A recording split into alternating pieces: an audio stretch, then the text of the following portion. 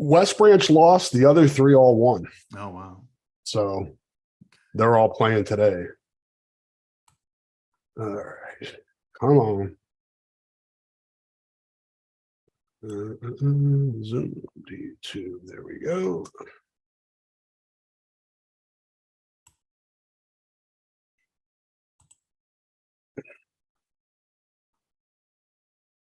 Hello there, Hawkeye fans. Welcome to the Hawkeye Hotspot Podcast here on HawkFanatic.com. It is Thursday, June 1, 2023, 9:20 a.m. Central Time. I am Rob Howe, joined by Scott Docterman from The Athletic.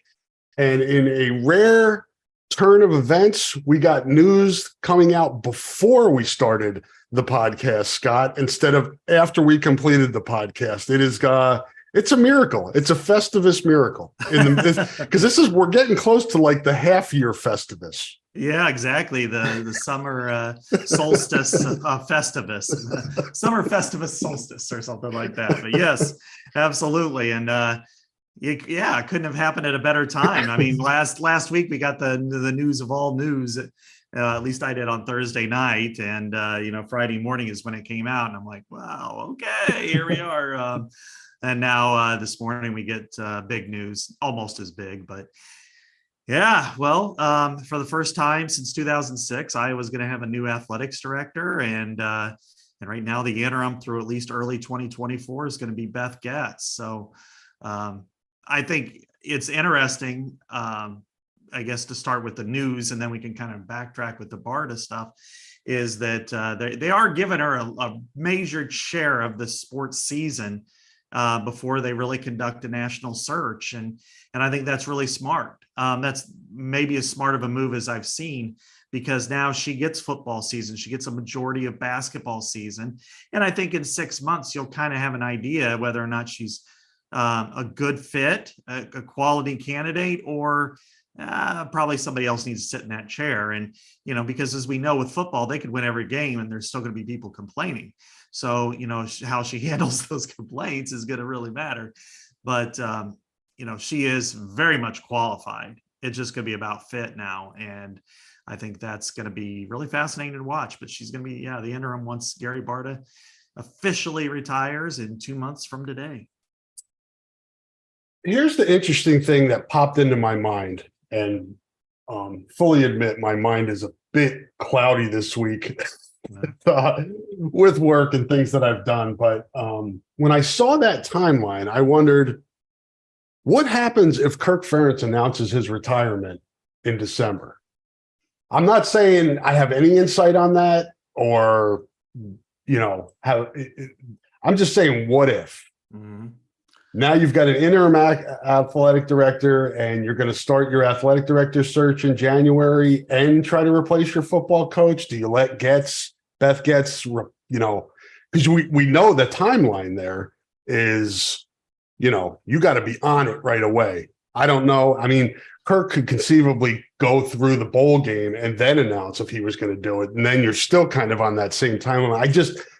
That would be my concern with this timeline. My only concern, really.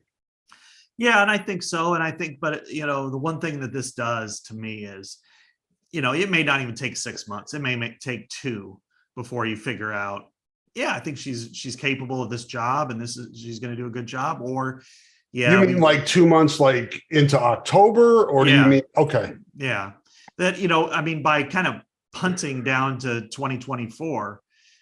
It gives her time to where they could say, you know what, instead of conducting the national search, or they just do it in name only, and she pretty much gets the gig.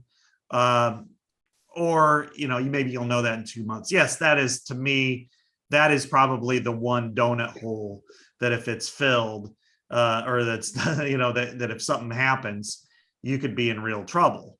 The Brian Ferentz situation is another one. What happens if they average 23 points a game? Yeah. Then what does she do? Does she go on that? And I don't know that, again, that would be really interesting. I mean, I guess it's contract, but, do you really want to cross swords with the biggest and baddest employee in the state? So, I think that is fair game, Rob, and something that I really hadn't thought too much about. But let's face it, even though Gary's retiring in August, she's named the interim on June 1st. So she's going to be doing a lot of the duties, but between now and then, I mean, he's a lame duck.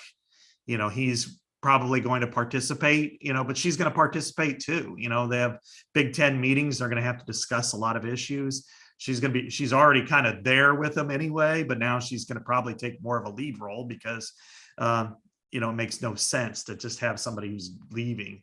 That's a nice setup too, that he's there for 2 months if she has questions, and it eases the transition a little bit. Yeah, absolutely. And she was hired on his watch. I don't have any reason to believe that it seemed like that he thought she was a great fit, and she seems to do really well when she's out and about. I mean, I saw her at the I Club in Cedar Rapids a couple of weeks ago, and she greeted every single person who was there. Went up to each and every person, shook hands, introduced herself, and had a really, I thought a really good, speech, I guess, answering questions from Dolph. Sometimes that could be challenging, and she did a nice job, I thought. And all of my interactions with her so far have been really positive. And now, she's very personable. She's, going to that next level there are going to be challenges. There always are.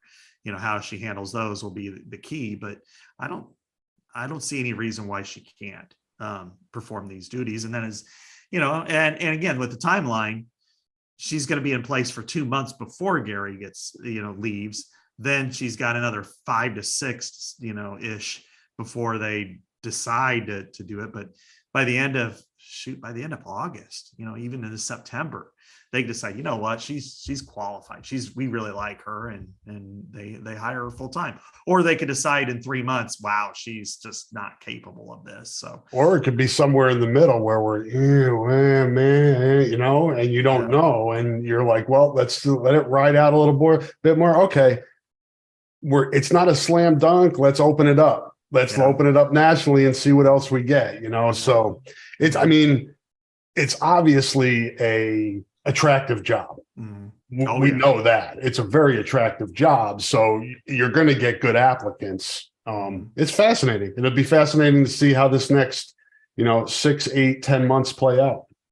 I've had high level administrators, let's say, reach out to me to ask about the situation, and a couple of them have asked, had said that they are interested, and they're, I don't know that I want to announce their names out there, but it's, is one Bob Stoops? No. That was the name that popped last. Hey, get Bob Stoops once Sparta announced. Yeah. Why in the hell would Bob Stoops want that job? It makes no sense. It doesn't. I mean, the thought that the old days of being the athletic director and the football coach is pretty much over. I mean, Barry Alvarez was really the last one. Him and Phil Fulmer were from the way back era that could do that. And even then it just was stupid. It is a 100% administrative position. It isn't like high school where you coach football and then you sit around and, make schedules out and, go talk to fans. Coach PE, driver's ed, or to teach PE and driver's ed. You get a free afternoon. You get like 3 classes in the morning, and then you're done for the day, and you go drink coffee and, get on the phone with your coach down the street. A couple of college coaches asking you about players. No, it's not like that at all. It is 100%, 80-hour a week administrative gig. And so for Bob Stoops to do that, when he really doesn't even want to, he could coach college football yesterday if their job came out tomorrow. Yes. But that's why he likes coaching what is in the XFL, because it's champions. Not a big deal. Yeah, champions with a losing record. But he coached Sean Byer, but had Chuck Long and Jonathan Hayes on the staff. Yeah, got the old gang back don't together. Don't want to break that band up. No, I think they should go and be replace Mike McCarthy with the Cowboys, since they're in the same neighborhood, right? No, I think that's football coaches will not make good ADs. There's just too much. administration. I mean, people have said that about Kirk. Well, he's going to be the AD, and then Brian's going to be the head coach. Are you kidding me? Can you imagine Kirk being around, sitting around in meetings all day? He hates them. He doesn't even want to participate on a national level on topics that really are important to him, let alone on campus. Well, today we've got to talk about this compliance meeting that's going to last 2.5 hours. And and if you look at it from a financial standpoint, they'd take a huge pay cut. Yeah, exactly. You know what I mean? From being a head coach to an AD.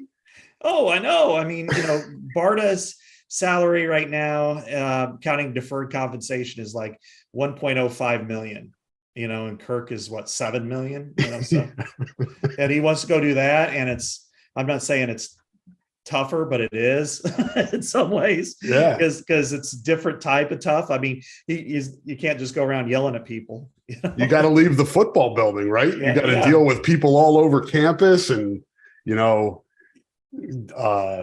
be kind of a politician in a lot of ways. Yeah. Can you imagine him on the east side of the river, a couple hours a day? No, I'm going to go to Kirk Ferentz is in Jessup, talking to, Peter Mathis and guys like that on a date. No, he was like, I think I'd rather garden with Mary. So anyway, we digress. But it is, I mean, in relation to that, it's obvious, and my scenario of hypothetical scenario of Kirk retiring after this season, which would be his 25th. Mm-hmm. So that's a nice clean number. And again, I'm not saying he's going to retire, but he's obviously getting close to that at some point. And whenever he gets to that point, whoever the new AD is hiring his replacement. Yeah. I think that's really where we should start, Rob. And that is the next step. I mean, I'm not saying, Gary Barta had a very impactful era, no question. But, and I think maybe his greatest strength was the ability to keep a consistency among the primary coaching staff for as long as he did. Because, I mean, Fran is the newcomer, and he was hired in 2010. I mean, 13 years ago. And when he was able to keep those four, really those core coaches together for more than a decade, people could say, well, you didn't really do anything. You didn't hire anybody. Well, it takes some, time and energy to keep Kirk Ferentz, to keep Lisa Bluter, to keep Tom Brands, and keep them competitive, which they have been. But the next phase, when you start to look at the age of those coaches, Kirk Ferentz will be 68 in August, and some of the others along with that are getting up there. I mean, this next athletic director, if it's Beth Getz or whomever, could be replacing 3 out of the 4, all 4 in the next 3 to 7 years. And so you want to talk about an impactful era. That's going to be the difference between, maintaining a high standard, which they are right now. I mean, all 4 of those teams have been ranked in the top 3 in the last 3 years. That's a big freaking deal, man. And then you look at, but if you make some bad hires, especially in football, I mean, it's a ghost town and it doesn't just rise from the ashes either. So I think I've mentioned it a few times. I wrote it for tomorrow too, that succession planning is by far the most important thing that the next athletic director will do. And especially in football, because you lose at that, you lose at everything. Yeah. And I think some people have gotten spoiled with, the stability that you talked about, and that it just, I know it's hard for some Iowa fans to fathom, but you're not that far to being shitty Illinois or what's happening at Nebraska. I mean, you make a bad hire football wise, Illinois Bielema has done a great job there. They're hoping Matt Rule does that in Nebraska, and go down the list of, this is not a program that you just, roll the ball out and everything takes care of itself. This is really important to the sustainability of your athletic department. Absolutely. You look at what could happen I mean, you look at blue blood programs with richer histories than Iowa and how they struggled when they made bad hires. Michigan, Yeah. Texas, Nebraska has been in that spot for 20 years. And, even Alabama before it hired Nick Saban, I mean, it went a long time without being ranked in the top 10. It wasn't until Saban got there in year 2 or 3 that they started to become a powerhouse again. USC, some of these other teams that have just been up and down, inconsistent, haven't gone to, I mean, Nebraska, who would have thought this, Rob, when we were, pup reporters back in the 90s, that Nebraska would be have the longest drought among Power 5 programs for going to bowls. That's where they are right now. They thought they hired a home run in Scott Frost, and it was like Dave Kingman on a bad day, So yeah, that reference just went over a lot of people's heads. I know, we're too old. The people that we're targeting got it though. Yeah, right. If anybody knows the old dude target audience, the old dudes, it was either a strikeout or a home run for him. He was like a 210 hitter with some years like 40 home runs, but and he entertained me as a Met fan and you as a Cubs fan. We got it. Dave Kingman should be we should get him to advertise on this program. Yeah, exactly. We're in that category, Rob. We're getting their art cards now. But yeah, I mean, but if you're looking at those programs and saying, wow, they've really messed up. I mean, there's the Brady Hoax and the Rich Rodriguez's and the Mike Riley's and Scott Frosts and Mike Shula and the swarm of coaches down in Texas that have screwed up over the years. You have all of those. Why is it that Iowa can get better, go the next level without a Kirk Ferentz? And I'm not saying you need to be scared, but man, you've got to be cautious and you got to be smart, but you also have to strike quick. So whoever gets this job, and if it's Beth Getz, she better have her eyes set on who may be a good replacement now. And then that way, if it is, and you start networking. Yeah, absolutely.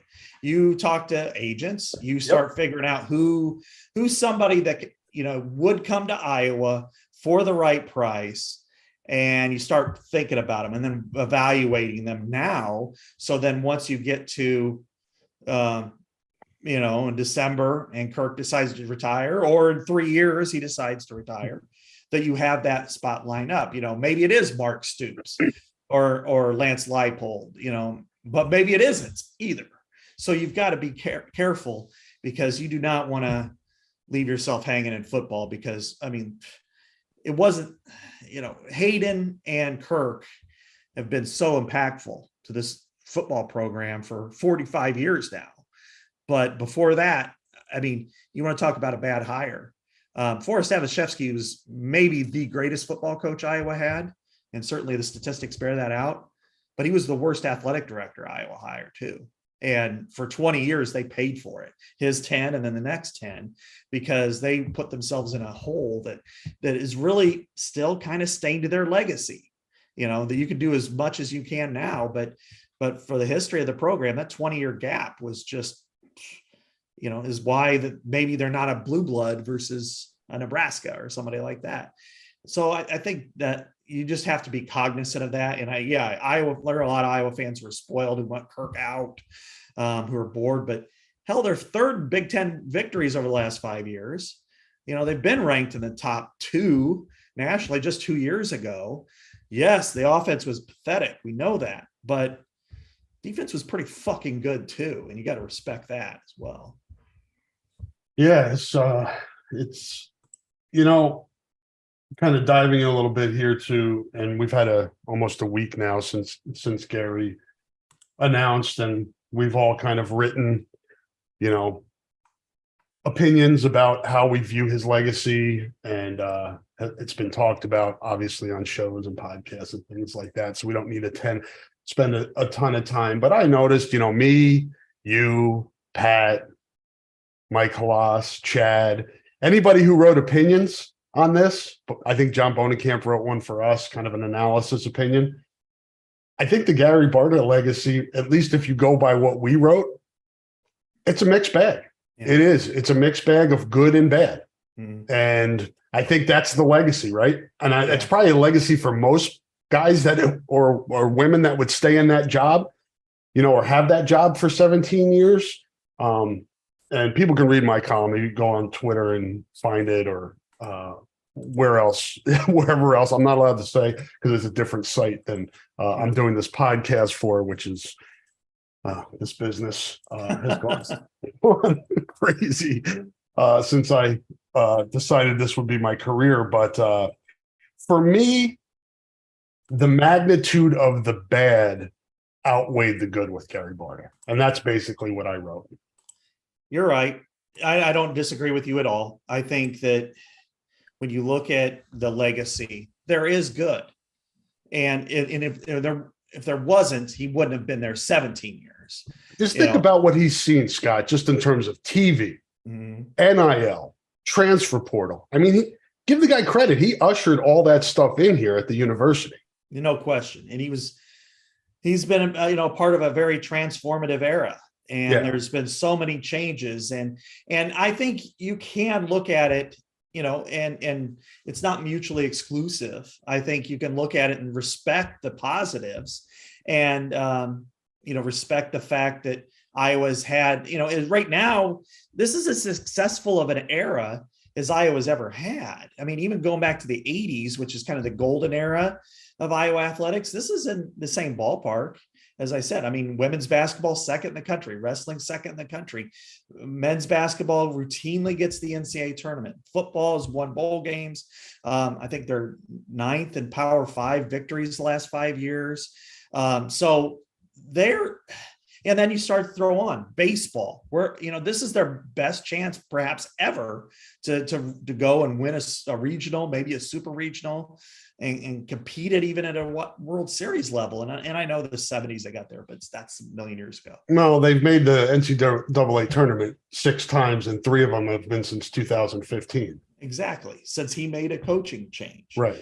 You look at Joey Woody with track, Lisa Salucci, which, I think is probably the biggest pockmark on his resume, the whole field hockey situation, which he owns part of it. Not all of it. And unfortunately, he has to eat the whole thing. But I think hiring her, keeping her, ensuring that she stays has been really impactful. And I think he's made some other really good hires. And he's made some other ones that weren't. But really, I think for the lion's share, people want to give him a hard time over Lickliter. Come on, man. He also made the really hard decision to fire him after 3 years when he had a 7-year deal. And then he, hired a good coach. I'm not going to go great. But still. That said, the lawsuits, and more than the lawsuits and the results to me were the details, the lost details of these issues. The things that were overlooked to me were worse than the actual outcomes. The racial bias and discrimination situation. Losing that lawsuit, Rob, didn't change one bit for what I think of that situation, because I think that's out of his hands. He didn't really have anything with the lawsuit part of it. However, ignoring the warning signs and being told about them and having meetings about them and still doing very little to nothing and allowing football to get to that position, that's on him to me. That's the big one for me, obviously. I know the field hockey one was more costly financially. But when you have a really well-respected player in your football program who finishes his rookie year with the Chicago Bears, had taken part in a in-house survey, comes to your office and puts into context an internal study that shows racial bias. And as you said, Scott, let him wear hoodies, didn't look into it enough. And didn't say, hey, what is going on in our football program? And just kind of for lack of a better term, let it slide more than he should have. To me, those are the ones that you're like, man, it's great you hired good coaches and you won a lot of games, man. But we're talking people's lives. We're talking impacts of student athletes. Well, exactly. When you're talking about football and how he progressively allowed them to build their own kingdom and fiefdom in Iowa, going back to Rabdo. Yep. And then, really no discipline out of that. Then, Kirk goes to Des Moines and with the kind of a middle finger. And I think this was one of Kirk's worst moments in saying, he's our, assistant coach of the year, Chris Doyle. That should have been a sign where Kirk or Gary steps in and says, you don't do that. What are you doing here? We just put 11 guys in the hospital, and we're getting sued for this. And you can't say that stuff. Or, even the small, dumb things like Brian Ferentz tweeting out about the I think it was 2013 about, the game day environment. That's one of those things where if you're Gary Bart, if you're the athletic director, you call him in and you give him a freaking stool to sit on and you sit up high and you said, what would you do if one of the, what would Kirk do if one of his assistants or one of his staff members said, hey, even though we're not scoring points and we're not doing as good of a job on offense, but, hang in there with us. We're going to be working hard. That wouldn't fly. So why do you think you could do that to me here? Your role, get out of the way, you get on board or you get out. Those are types of things that Gary instead said, oh, well, we understand. And what can we do to help and all this stuff? That's just weak leadership. And then going back to the Jane Meyer and Tracy Griesbaum situation, here's the thing. Nobody got along with Jane Meyer.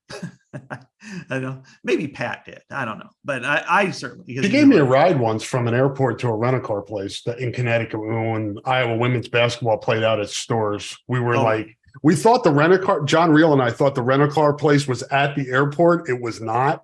So we needed a ride, and we're standing around like idiots outside of the airport. She drives up. She goes, "Hey, you need a ride?"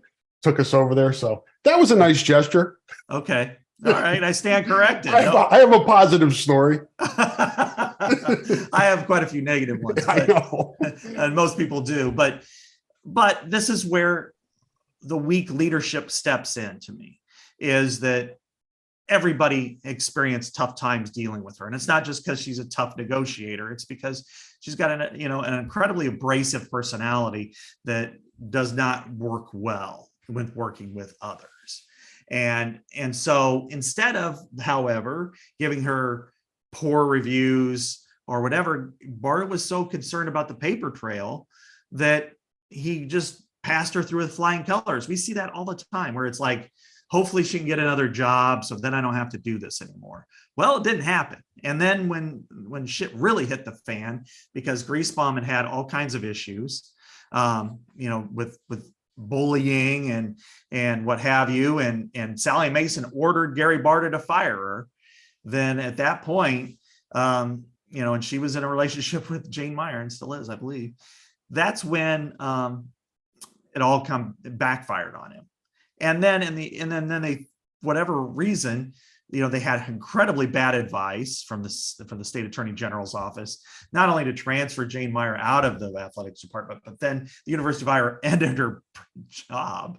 So, and then they lose a discrimination case because of it, when they should have won it.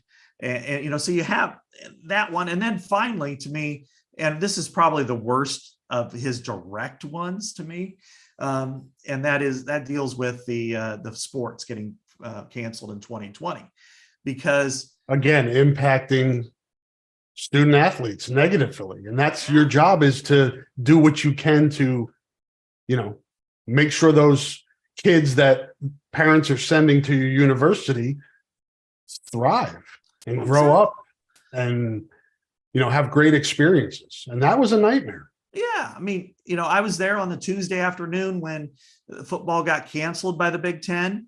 And then 10 days later, he cancels 4 sports, just 10 days. I mean, it didn't give any kind of opportunity for those sports to raise money, to make it give them awareness that something may happen, that, right now, if things are in this direction, we may have to start looking at the elimination of sports, because that kind of stuff then allows people to go, ding, I better do something here. And Or do I remember this right, Scott? Did he not meet with the student athletes or not? He didn't handle it well either. On top of that, called a meeting, talked to him for a couple minutes, and left. yeah, Didn't meet with him one-on-one. Basically, yeah, guys, the reason why you're at Iowa, it's not going to happen, and then refused to reconsider, refused to meet with parents, refused to any kind of discussion, to engage in a discussion of how can this be changed, because this happens a lot. I mean, I think with Stanford that was going to eliminate like 9 or 12 sports and then brought them all back, and that was right around the same time, right? yeah, and and then the Big Ten brought back football. Now, I mean, granted, they didn't have enough, they didn't get any money for ticket sales and stuff like that, Right. but I think the prudent approach should have been that we need to consider all options. That could be the elimination of sports, to basically put that ding, ding, ding, Right. Under some of these sports that may have some issues. And it could be raising more money. It could be doing things differently, whatever. Didn't give him an opportunity to do that. And then he made his decision final in 10 days. And that made it really difficult. So then he gets sued for it. And they're out of Title IX compliance, loses, settles it, pays the attorney fees. Not only that, but then has to re-add women's swimming, and then get another female sport on top of it. So you ended up for what? A net of 2 lost sports. Well, no offense to anybody, but if they would have ended men's gymnastics and probably men's tennis to begin with, they're probably, nobody really gets too upset except for the participants. And even then, that's something that you can, wait to do. You didn't have to do it then. And in his mind, he thought, well, if I tell them this now, then they can get their plans out and they can start looking at transfer. Well, it's August or early September. And you had all that time. It was a pandemic. Yeah. Those sports couldn't compete throughout the fall and into the spring. You had plenty of time to work it out and do it, have a nice transition, here, like you said, ring the bell. We're in trouble here. We need some solutions. Help, your sport's in peril. Tell us why, show us why it should, continue on, why we should keep it, have discussion. And it doesn't sound like there was any discussion or very little. No, it was this is final and that's it. And take it or leave it. And then he ends up getting sued for it. And, but, granted, all this, you feel for all the athletes and all the sports, but, men's swimming was the one that I really felt kind of that really sucks, because, I mean, what was it? The butterfly, I think that was invented. Just the history of the program. It just, you would think in that situation, Scott, you do everything you can to keep that going because of your traditions and history in a given sport. Exactly. And to see that happen to me was just, it was really, really tough. And so you throw that in there. And that's why, and losing a lawsuit that really didn't even need to happen because of your own actions.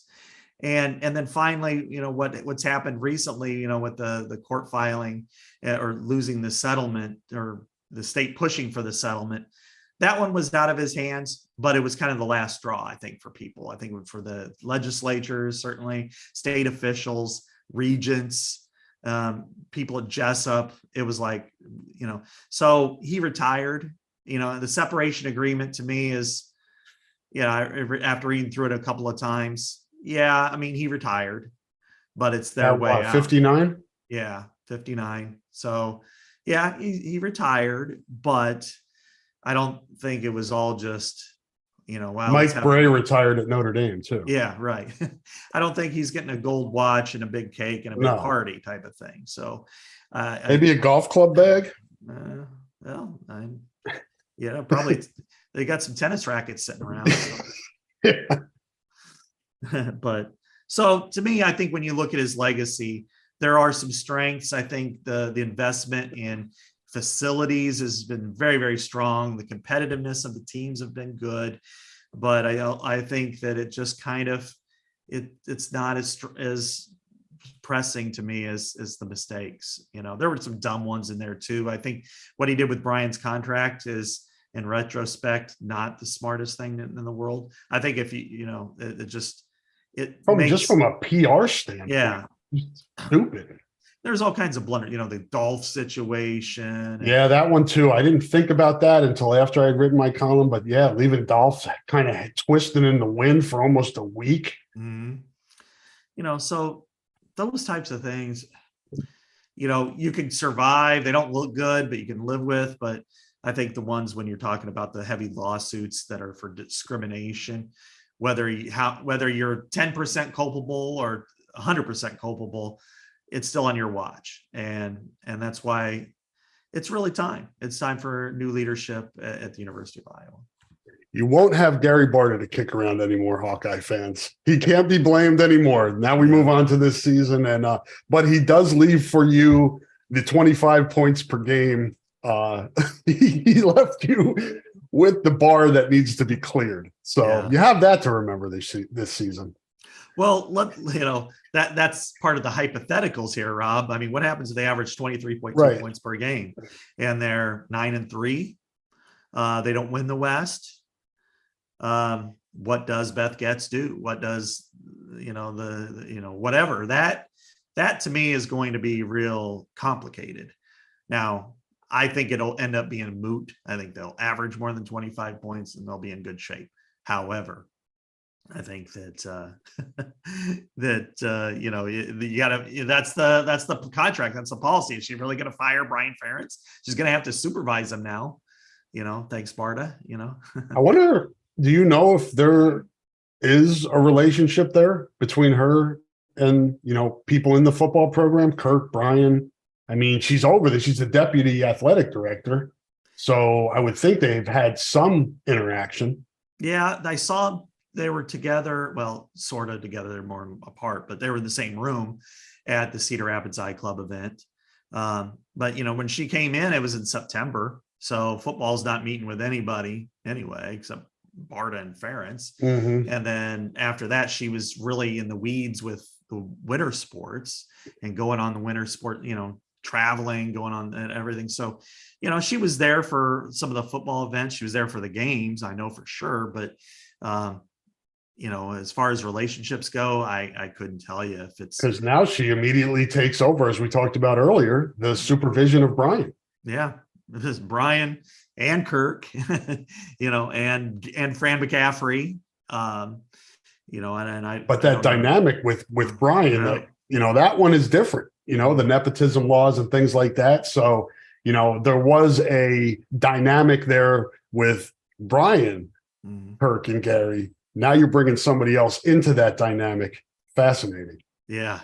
Well, I imagine if I was to make a goal, I don't think that there were too many, let's go over some evaluation meetings between Gary and Brian over recent years. But here's the other aspect, Rob. I don't know if you read Kirk's statement about Gary last week, but they've had a very frosty relationship in recent months, and I think that was just the frosty / frosting on the cake.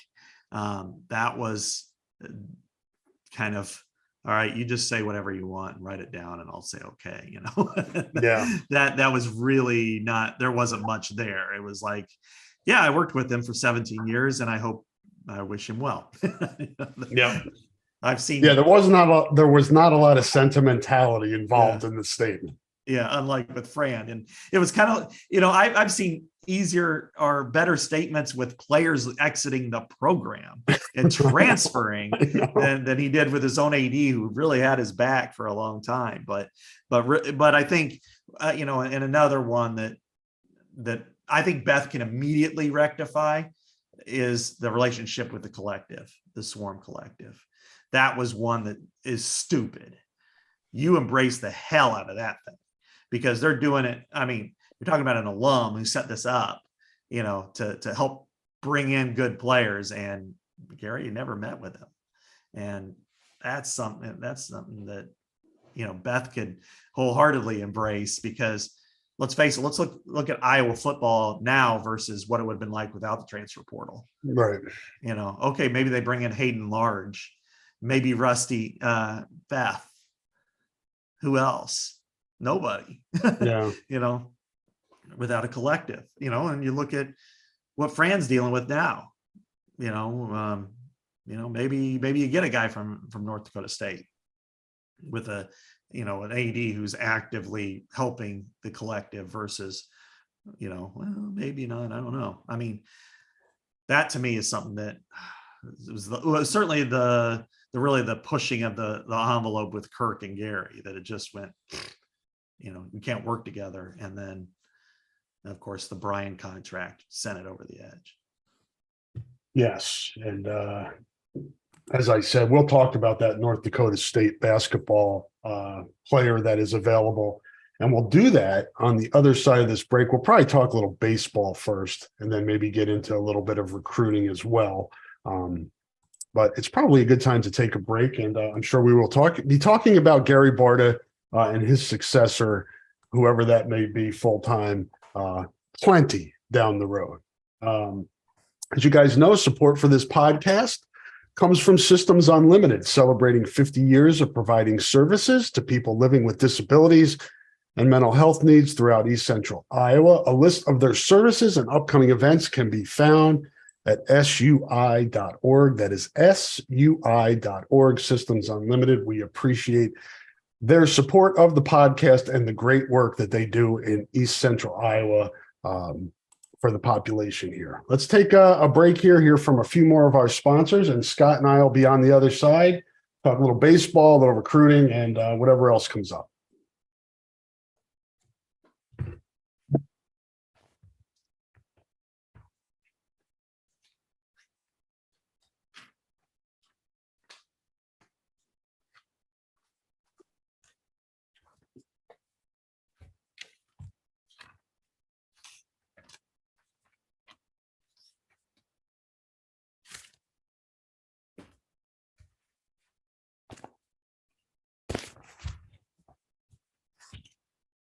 We're back here on the Hawkeye Hotspot podcast. Thanks for hanging in there with us. And thank you to the sponsors for helping us bring you these podcasts each week. If you're unfamiliar, Hawk Fanatic podcast feed will get you a fresh podcast pretty much Monday through Friday. And then there's sometimes our additional podcasts, doing a lot of prospect podcasts as the true freshmen are set to arrive in the various sports next month, and it gets real for them real fast. Talking to I talked to Dayton Howard and Alex Moda, who will be coming in with an opportunity to play right away, and they're fully aware of the situation at wide receiver and the opportunity available to them. So, check out our podcast feed. Got a lot of meat on that bone. It took me a few days, Scott, but I finally got to watch the first two episodes of Mayans. I missed last night, so I'll have to watch that at some point today. That's on the DVR, but very pleased with the first two episodes. I'm going to miss this show when it goes away, but I'm going to soak up this last season. I completely forgot last night, and in fact, this morning when I woke up, I went, "Oh, damn, I missed it," because I was really busy last night with a bunch of stuff. Then you got to avoid spoilers. Yeah, my kids moved back this weekend, so I had to do the U-Haul truck and from Minneapolis. And, I was worried that the Barta news was going to upset that for you, but sounds like you were able to get in and out of town. Yeah, well, on last Thursday, I just had gotten done with writing. I have a story kind of on Illinois football and kind of the issues that have gone on with that.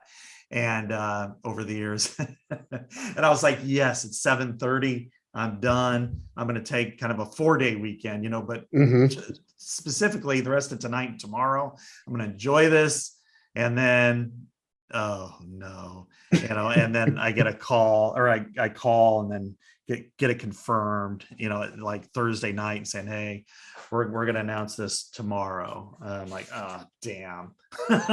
So at that point, I stayed up till like 3 a.m. writing to kind of get stuff ready. And then, so that capped my whole day. And luckily I didn't have to worry about, the move. That was one of the smoother moves I've ever had. Good. I've had some bad ones in the past, and this one was not one of them. It was actually pretty smooth. Moving on Memorial Day is a pretty good gig, Rob. I mean, because the traffic's not bad from the Twin Cities, and the trucks were available. I didn't have to drive all over Creation to get them. So overall. Yeah.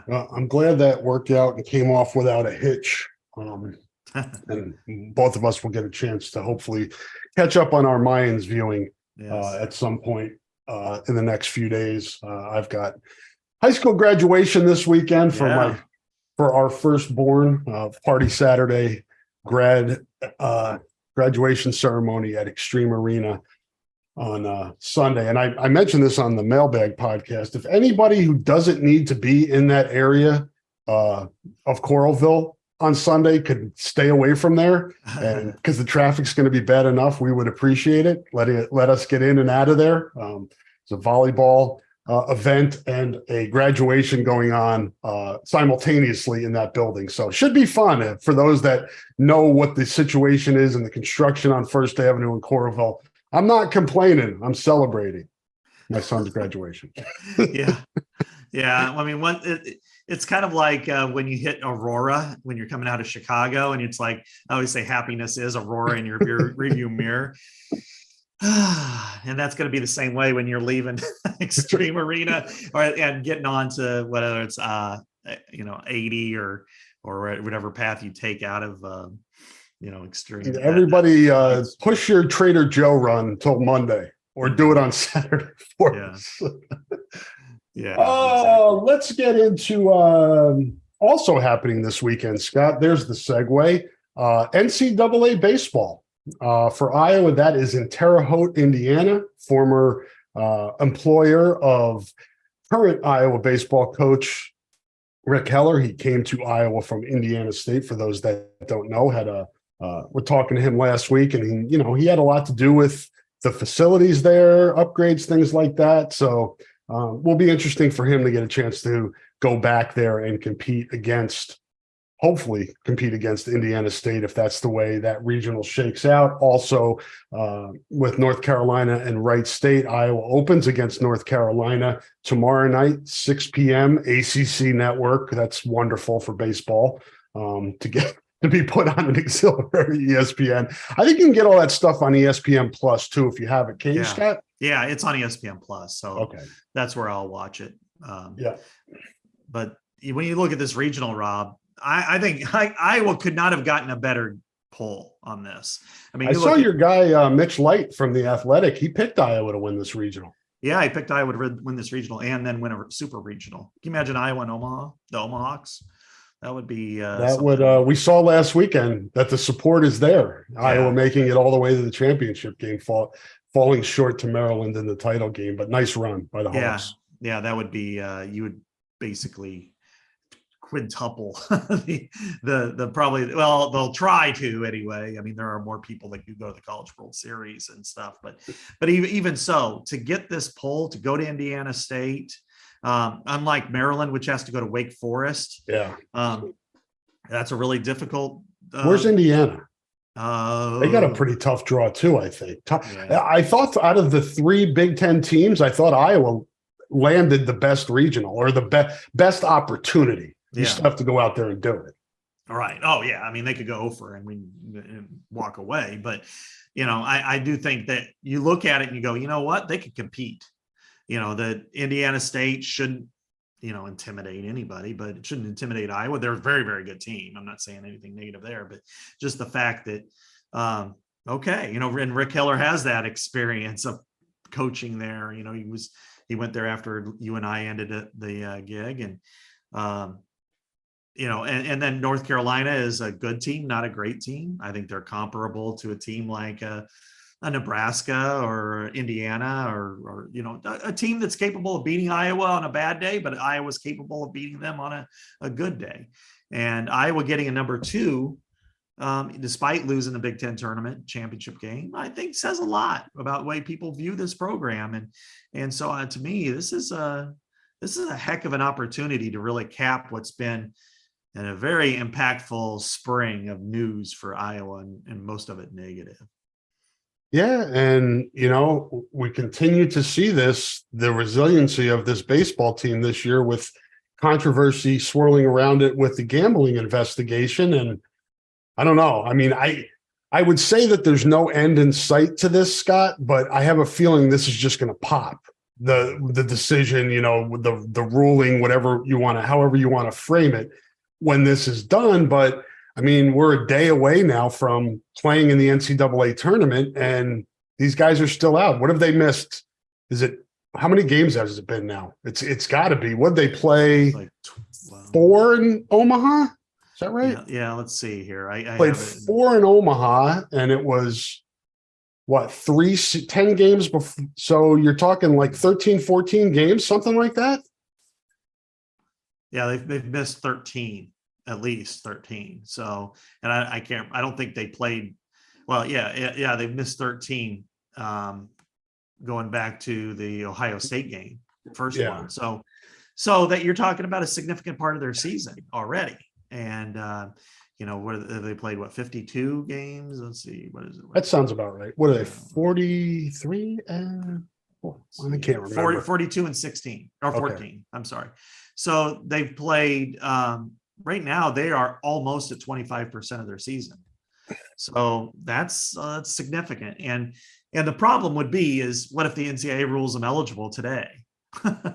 Did you insert them or not? I mean, you've played well without them.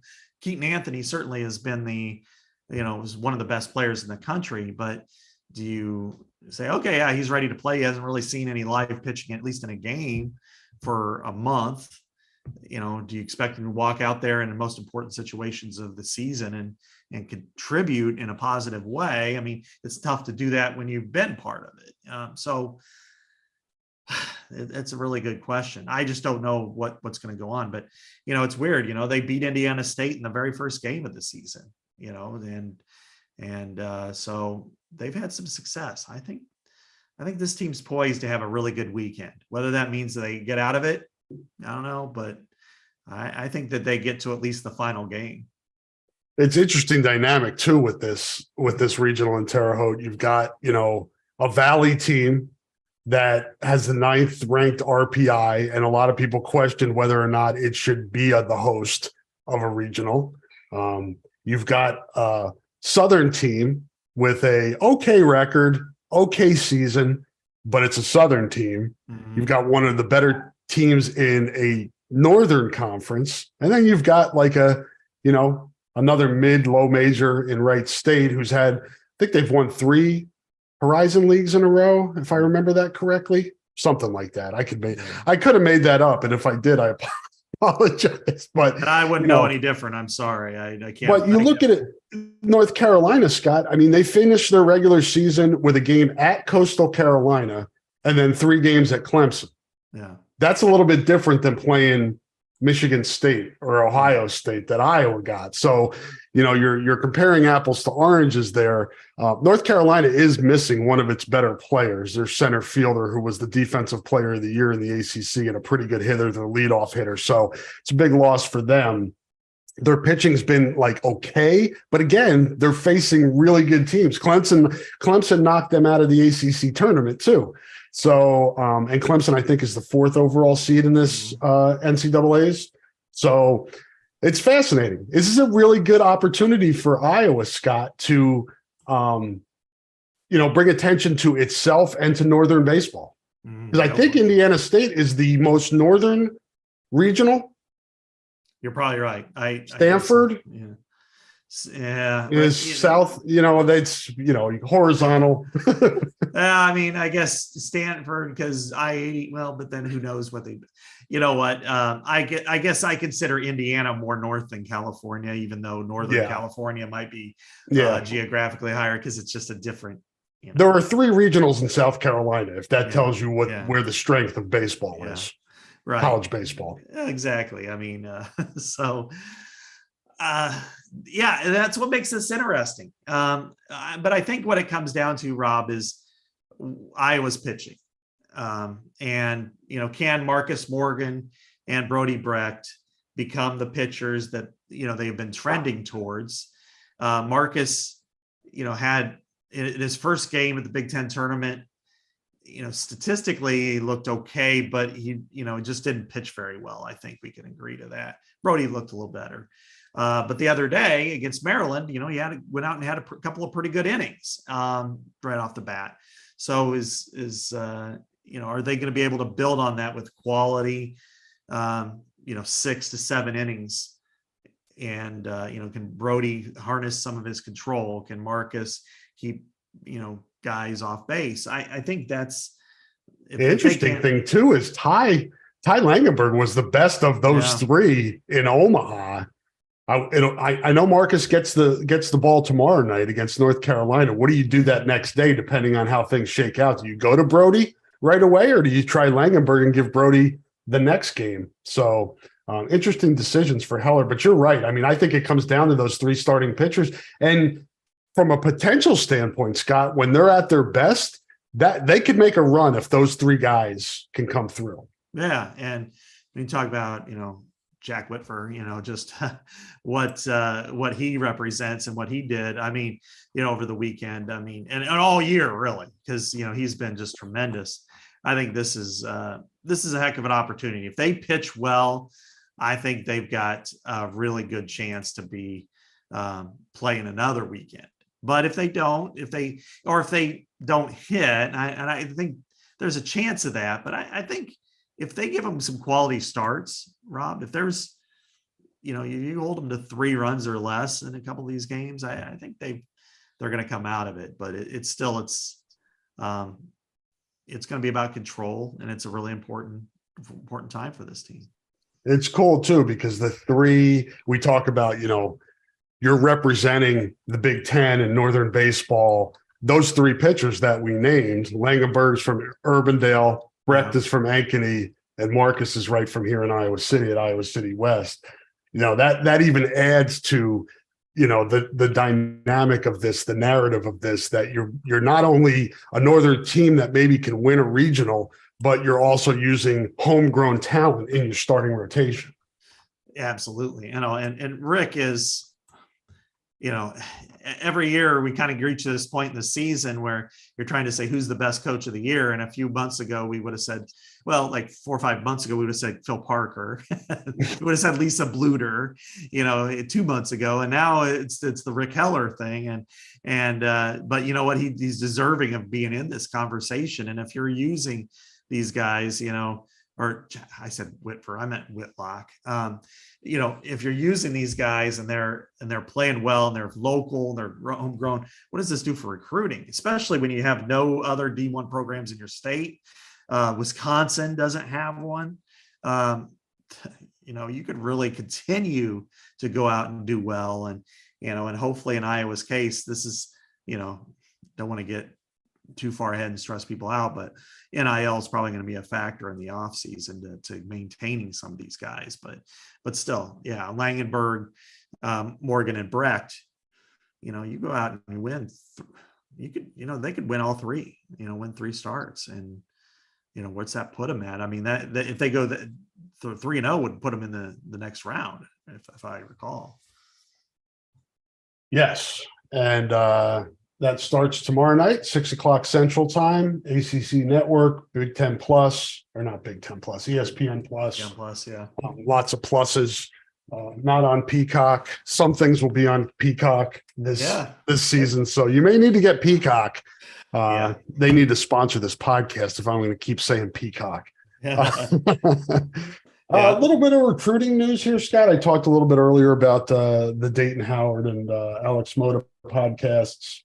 And the 2023 class will be arriving here shortly. I think it's around June 10th or something like that. They show up on campus. I think it's next weekend, basically. It's the second weekend of June for all the sports. Still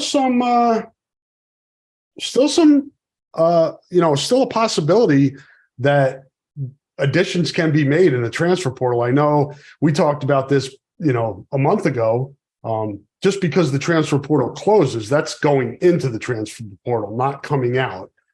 There's a little bit of smoke with the highly regarded Grant Nelson from South Dakota State, basketball player, just withdrew from the NBA draft. So I know Iowa's been involved with him.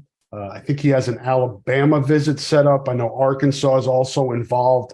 I would expect a lot more teams to get involved here, Scott. He's not really in a rush here. He doesn't have to find something quickly. He doesn't want to wait all summer, but he can kind of pick and choose his spots here. This is one of those situations where having a good relationship between your athletic department and your collective is a good thing, because that's certainly going to factor in with Grant Nelson. Yeah, no kidding. He was really good for the Bison last year. He's 6'11", averaged almost 18 points, 9.3 rebounds a game. So essentially a double guy, and all the right, he's even, more than 2 assists a game and a couple blocks. So he's certainly a full service post player that would do really well in Iowa's offense. But I think Baylor's involved. I mean, now Kentucky is going to be needing a player there. Yeah, Sheboy's staying in the draft, so they now have an open scholarship. Yeah, so it's not going to be easy, and it never is. But it is kind of strange to me, Rob, just how Iowa has kind of struggled in the portal in basketball, because they play an up-tempo style in a really popular conference that, we could talk about environments at Carver and all that horse shit, but frankly, Carver is better than most arenas in the country, no matter what, no matter on a bad night or a good night. And then you also talk about Iowa putting pros together. I mean, Luka Garza and then the Murray brothers being first rounders, and you got Wieskamp, and of course Luka Garza being a 2-time All-American at that position. Iowa has a lot to offer, but why is it struggling to get these kind of guys? I mean, I guess Cricky is a good player, but I would expect Iowa to be involved, but you've got to. Probably depends on who you ask would tell you that the impact of NIL in this situation. It would depend on who you ask. It's a factor. I can't quantify how much of a fact. More last season when NIL was just starting to get going, I think that hurt Iowa. Sure. This time around, I'm not as sure. I don't know. Yeah, and I mean, Ben Cricky is going to, I think that's how you pronounce it, from Valpo. I think he's going to be a really good addition, and, maybe have a similar stat line as Nelson, certainly did at Valpo, but, Evan Barnes, local, is a guy that I think will help, but getting a highly skilled big man, in the portal, if you put him and Cricky together, and then you throw on Patrick McCaffrey, and I think it gives Owen Freeman a little bit more of a chance that he's not, but I think he's also capable. And I think he'll improve as the season goes on. But I think he's somebody they can rely on this year too. But maybe not as much if you pull somebody else out of the transfer portal, especially somebody of the caliber of Nelson. Well, do you play in a center as a freshman, unless you're Shaq or somebody? I mean, it's just not easy, it's almost like an offensive lineman. There's a lot more skill and development and physicality, actual size and strength in the post than there are, with somebody with, ball handler out on the perimeter. So you do need to work on your technique a lot. And I think Freeman's going to be a really good player long-term. And I think in the short term, if you had him at 10 to 12 minutes instead of 20 to 22, your team's better for it. And he's probably better off in development too. So, but I guess I'm interested to see how Iowa handles this, because this could be, you want to get him on campus for sure, but I think you want to make sure that he's, you're in the discussion. And I think Iowa is, but again, Kentucky opening up, Alabama, which had a lot of success last year, Baylor's, a really good program, and they're involved. I think that's, you're going to be battling against some heavyweights. So you better make sure your NIL is strong enough to put forth a really good offer. Yes, no doubt. And Grant Nelson is from North Dakota too, so I don't know.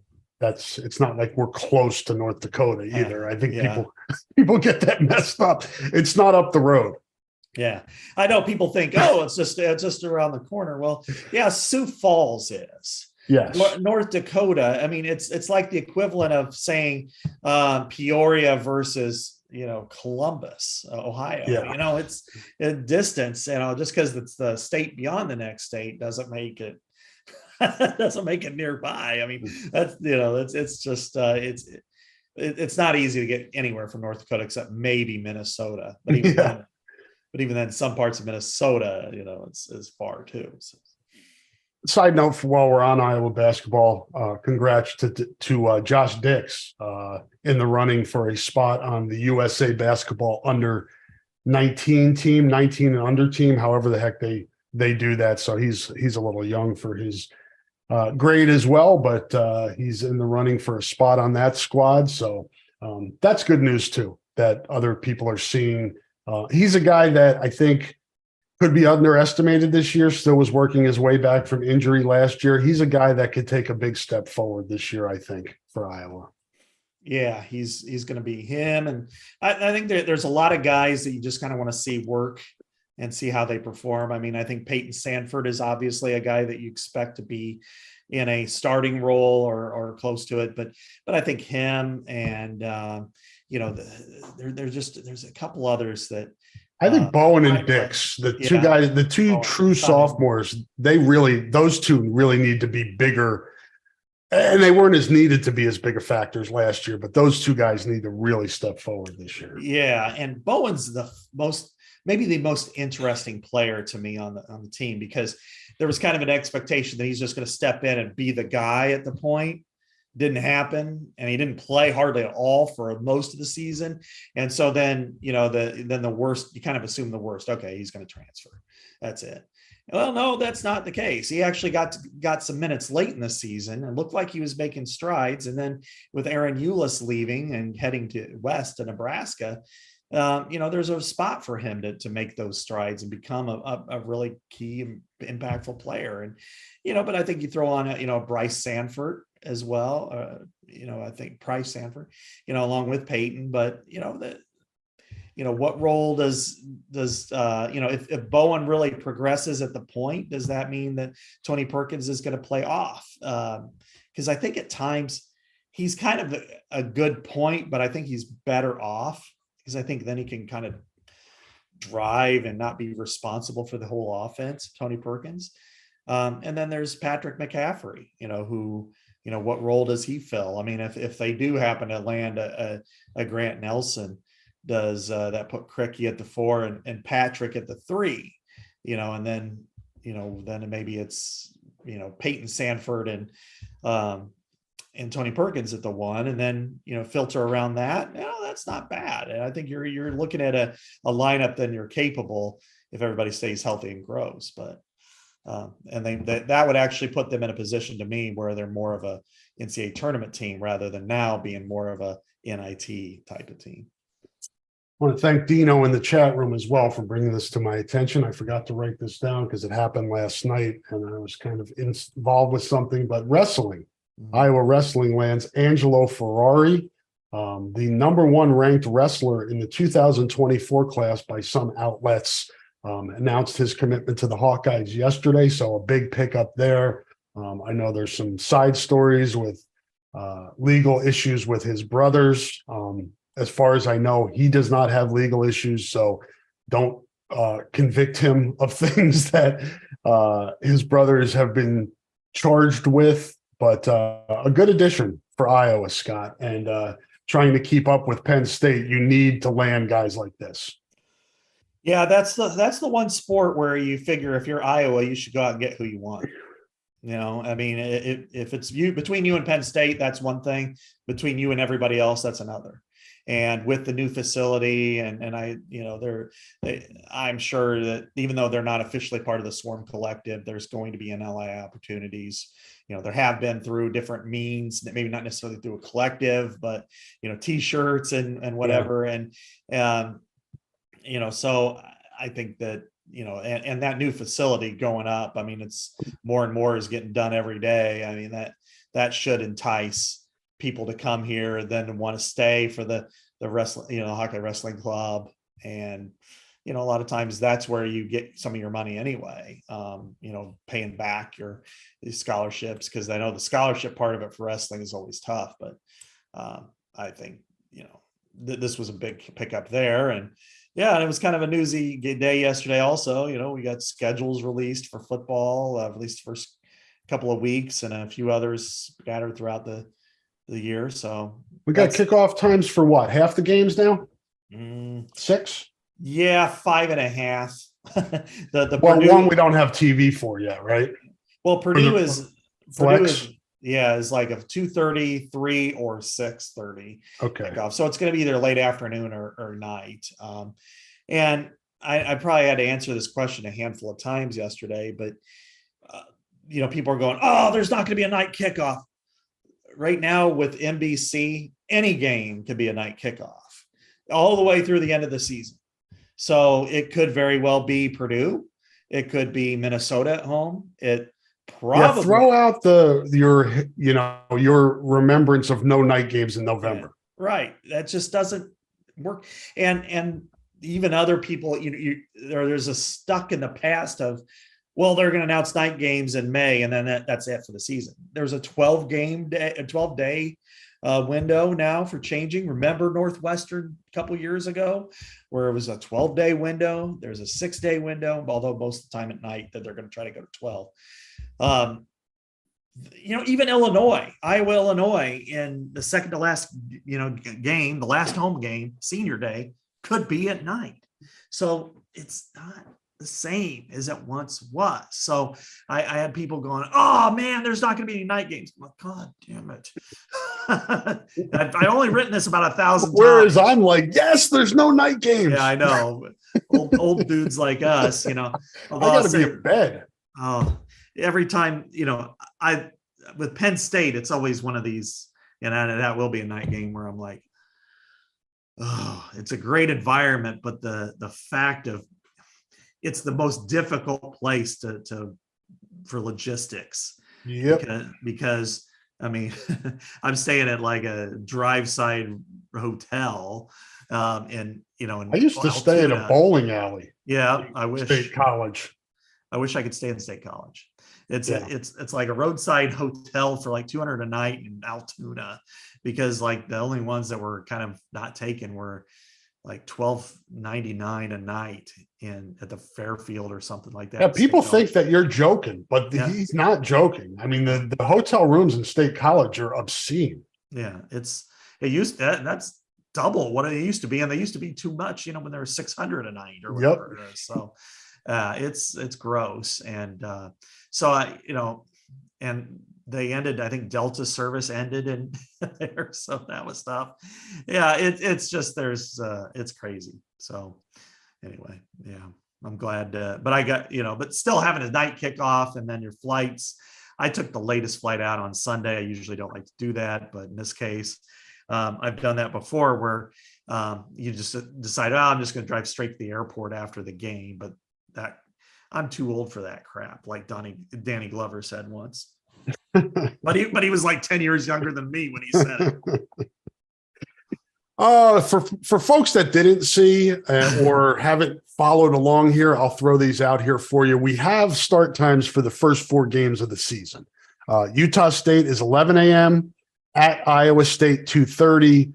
Western Michigan at home, which is the gold out game, third week of the season, is 2:30. And then, as Scott just mentioned, the game at Penn State is 6:30 p.m. on CBS. Those are all Central times. What else do we get? We got Nebraska. Do we have that one? Yeah, it's 11 o'clock on CBS. 11 on CBS. And then, as Scott mentioned, the Purdue Flex is homecoming on Saturday, October 7th. Could be 2:30, could be 3, could be 6:30. So if you're coming back for homecoming, give yourself plenty of time, because we don't know when the game's going to be. Yeah, and I went through. I did a Google Doc on all of the games, that everybody has, because there are some flex ones that really weren't announced. A lot of times with homecoming that they get, hey, we just want to ballpark on the time and that sort of thing. That happens everywhere. But like if I was to give you projections, not really predictions, but more projections on, I think Iowa, Wisconsin's probably going to be at night. Because that day there's no CBS game that day. You've got Illinois at Maryland. It's October 14th, by the way. October 14th, yeah. So I think that one's probably going to be at night at Camp Randall. Iowa, Minnesota could be as well, although that one's probably less likely because you got Ohio State, Penn State, and Michigan, Michigan State. So I would imagine that one's going to be big noon and one's going to be NBC at night. So that one's probably more in the 2:30 range is my guess. I doubt Iowa Northwestern gets that night game. But it might, you never know. But Wrigley, that's probably more of a day game. It should be. Please, November at Wrigley, please make that a day game. Yeah. Well, I don't think they'd suspend it due to darkness like when we were kids, but the weekend of November 11th, they've already set the NBC game, which is Michigan State at Ohio State. There's no CBS game, and Michigan at Penn State's at noon kickoffs, or 11 a.m. I'm sorry, on Fox. But then the next week, which would be the Iowa's senior day, anything's possible, and it's Illinois at home. Like the other ones, Minnesota at Ohio State. Minnesota could be good, and they say, yeah, we want, but it also could be big noon. Nebraska at Wisconsin, yeah, but if Iowa beats them both, or if Nebraska's 4-6 and Wisconsin's 6-4, that's not going to be a night game. But if Iowa and Illinois are good, they will be. So, it's really unpredictable is what I'm trying to say is. Who knows? That Illinois-Iowa game could be for the West. It could be, it very well could be. So, or it could be, 4-6 versus 6-4. It's hard to say, but I do think that's got an opportunity. I would say when you're looking at night kickoff that weekend, probably 3 come to mind, Illinois at Iowa, Nebraska at Wisconsin, or Michigan at Maryland, but they're going to be like the second choice. Minnesota at Ohio State, I guess, could be also in that ballpark. So, you just don't know. But the thing is, the opportunities are there. And I would say that Iowa has a good chance of at least getting one night kickoff at Kinnick. I do think the Purdue game will probably end up being that. And after that, you think Purdue's going to be night? I do. Yeah. Okay. So that 6:30 slot. Yeah. I mean, like it's right now it's between, like here's that weekend right here. There's no CBS game. Nebraska at Illinois is a Friday night game. And then you've got 5 games for multiple spots. Purdue at Iowa, Maryland at Ohio State, which I think will probably be big noon because Ohio State, you automatically just put to number 1.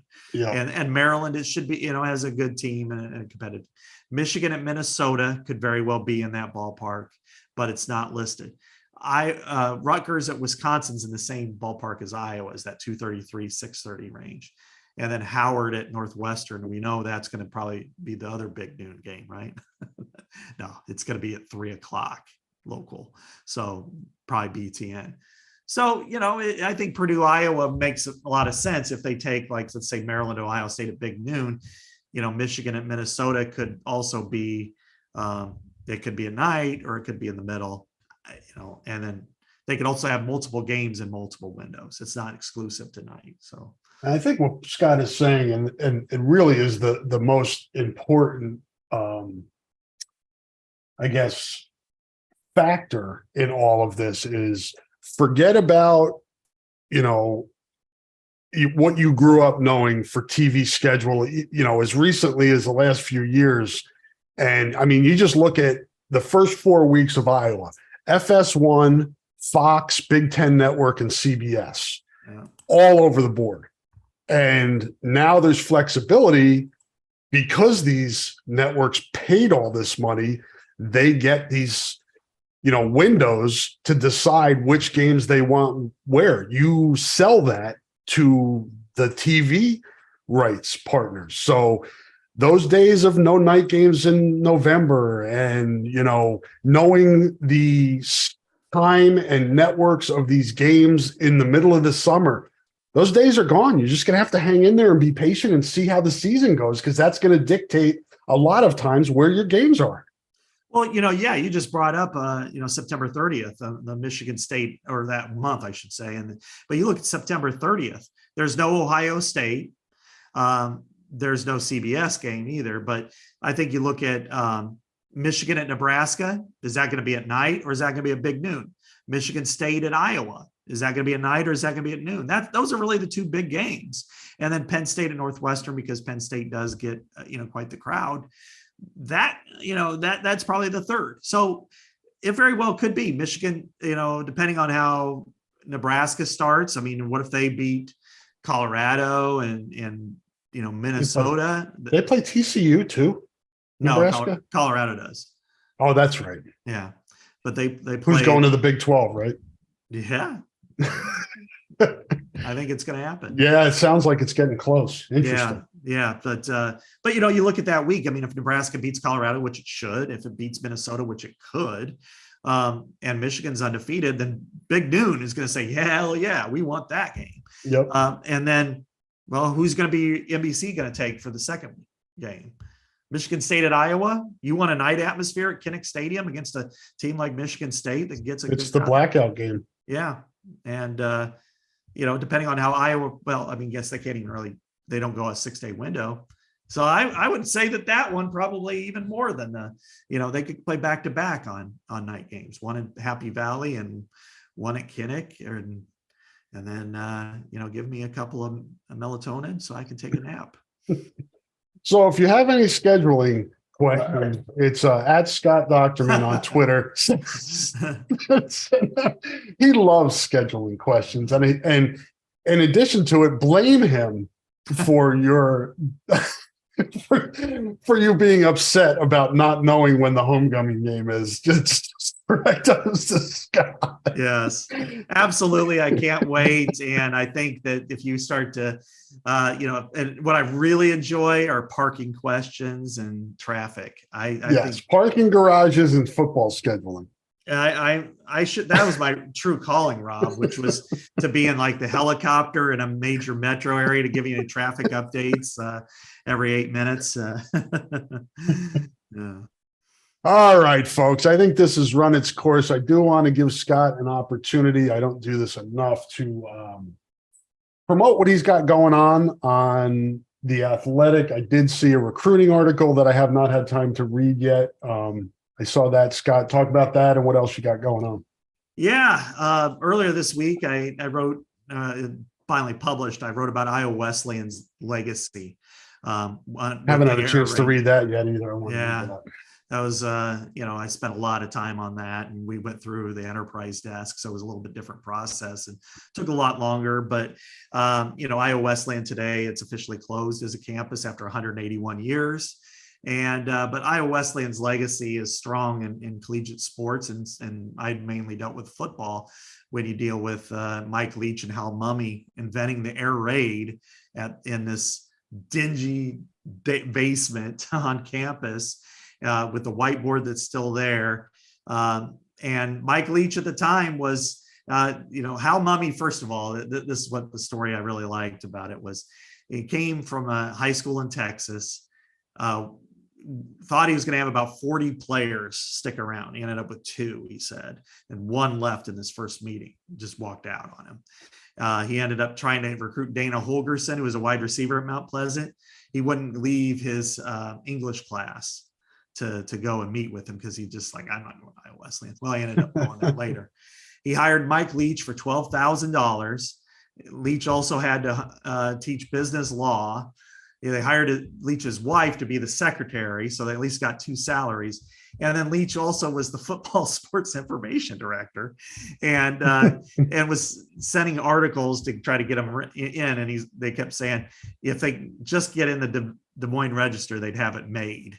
And but they weren't. The only thing was getting in there were like scores and box scores on occasion. So finally, Leach gets mad. He says, we need to name, we need to call our offense something. He's like, we'll just call it the offense. He's like, no, I need to do it for my articles, not for the team. How about we call it Air Raid? And Hal Mumme's like, yes, absolutely, go for it.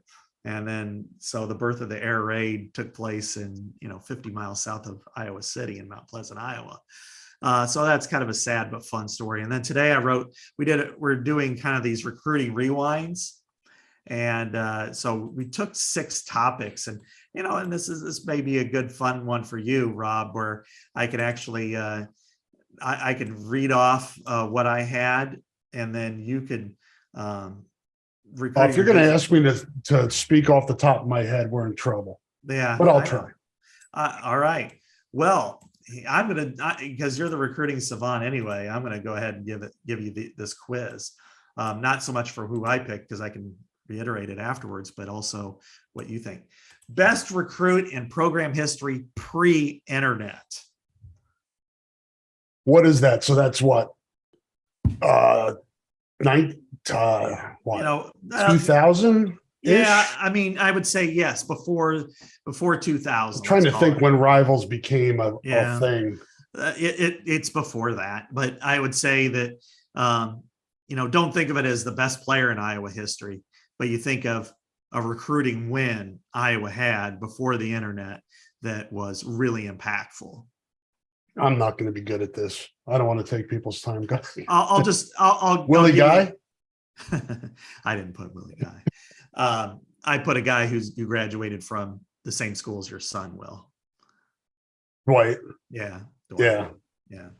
Because, doing it on Christmas Eve and, people showing up for it, Christmas present. He was I called him, maybe the greatest high school athlete in state history. And I think his career at Iowa was very, very, very strong. And so I thought that's solid. Yeah. I mean, we could go all the way back to Niall Kinnick or something, but yeah. I'm not going to go that far back. Best recruiting program history of the modern era, the Rivals, 24/7, Scout. So this is ranking wise, or who do I think? Well, how did you what were the parameters here? And this is kind of complicated in a way, but I mean, really you got to look at stars and then out of those stars who maybe lived up to those expectations. I'm bad at this. I'm incredibly bad at this. Epinesa and Wirfs come to mind. Both of those guys, I think, lived up to their billing. I think Cooper DeJean is certainly living up to that now. Yeah.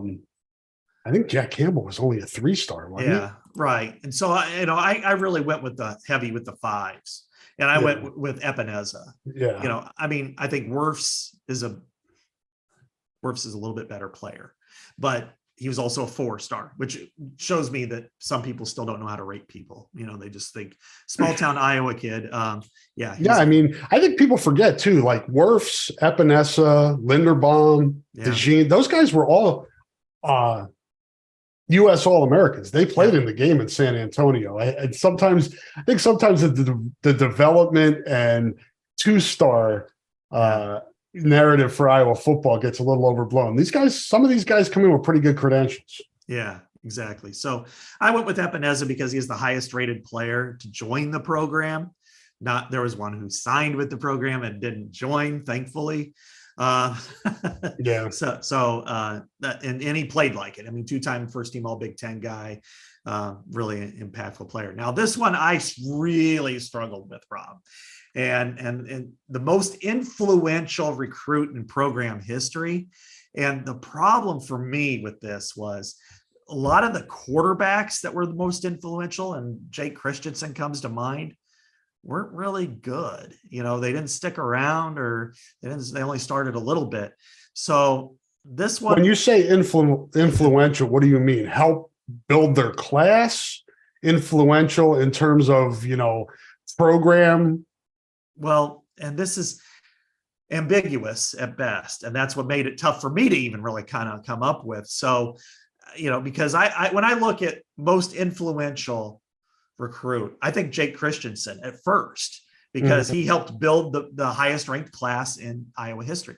How I decided to do was I went with Moiaki because he had the top grade in the highest ranked class. And he actually performed that way, and he helped solidify it and make it that way.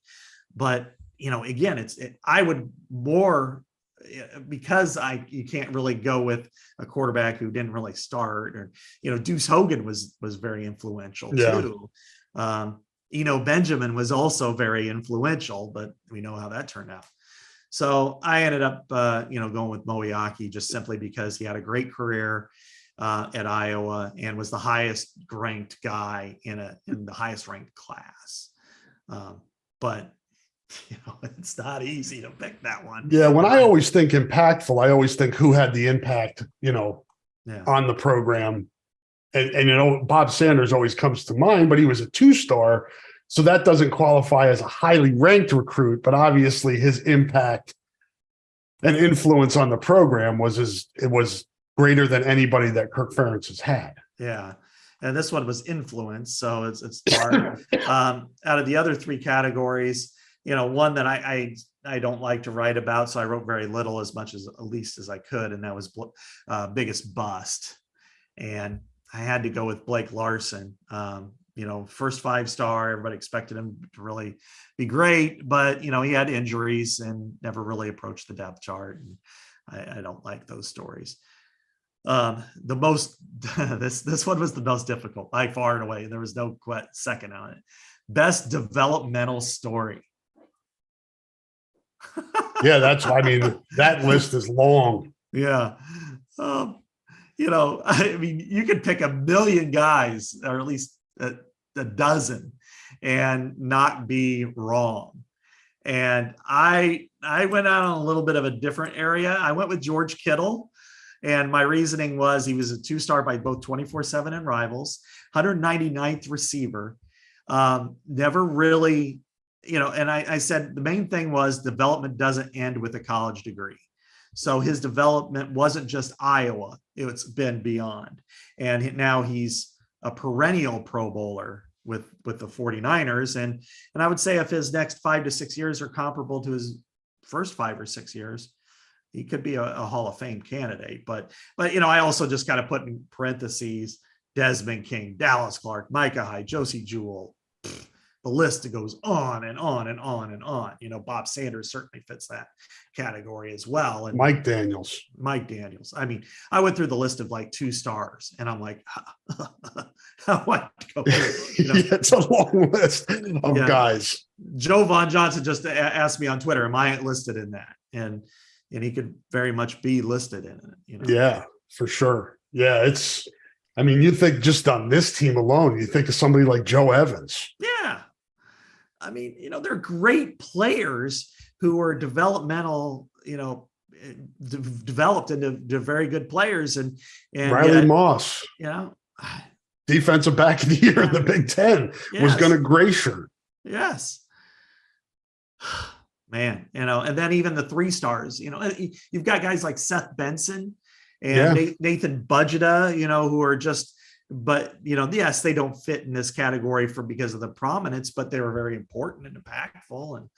And so anyway, that was really tough. So I went with Kittle just because I thought, what, I'm gonna look beyond just the Iowa years and go. But good God. That's a fun story. People should check that out. I'm going to read it this afternoon. Yeah, and before or after I watch the Mayans. Yeah, I need to do that. And last one was the one that got away, and 2 that came to mind. One very, very recent. Yes, I didn't. That's the one that immediately the recency bias pops into your head. Yeah, but I listened to the other one, the running back in Melvin Gordon, because when you look at what transpired, I call it kind of like an elbow joint, fork in the road or whatever in the team's history at that point, where in his 4 years, they went to the Big Ten title game 3 times, won 13 more games and 8 more Big Ten games than Iowa when he was there. They never lost to Iowa. And, he rushed for, 2,500 yards in 2014. And, so had a 408-yard game. So when you think about 2014, if they had Melvin Gordon, they're playing in a big bowl game. That's a good one because you know what you've missed out on. You laid out the numbers of what you missed out on. Same with Piersbacher. Yeah. But Proctor is, we'll see, that he has to go and do it still. Yeah, right. Well, exactly. And then, and then there are, of course, others that everybody always laments the ones that got away, but The receivers, yeah, Darboh and Arrington. Yeah, right. But I went with Gordon just because he was committed and we saw what happened. Proctor is probably, the one I would have thought of otherwise, and because he's in an absolute need position but that one might have been too recent. So Good stuff, man. Check out The Athletic. Well worth your time and investment. Do great work there. Handle everything. I use it for fantasy sports, baseball and football. My favorite teams, it helps me wallow in the misery of the Jets and the Knicks and the Mets, all that stuff. So good stuff there at The Athletic. Check that out. That's going to do it for the Hawkeye Hotspot podcast. Again, tomorrow night, Iowa baseball, 6 p.m., ACC Network, Big Ten, again, I did that, ESPN Plus.